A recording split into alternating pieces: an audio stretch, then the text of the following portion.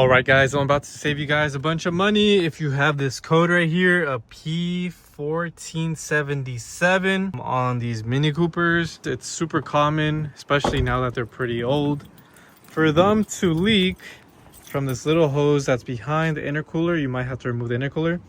But I already confirmed this smoke machine. With the smoke machine, I was able to smoke it out. And I guess this is a pretty common issue. This hose that goes right here, if you follow it, you'll see behind the intercooler, it's very common for it to break like this. You can see it's like a little T, but this hose right here is broken. You might be able to replace this without removing the intercooler, but to remove the intercooler is pretty easy. It's just 4 bolts here, 4 bolts there, comes off. But that's pretty much it. That's a 1477 fix. If this hose right here is good, then it might be something else like the purge valve or some other leak.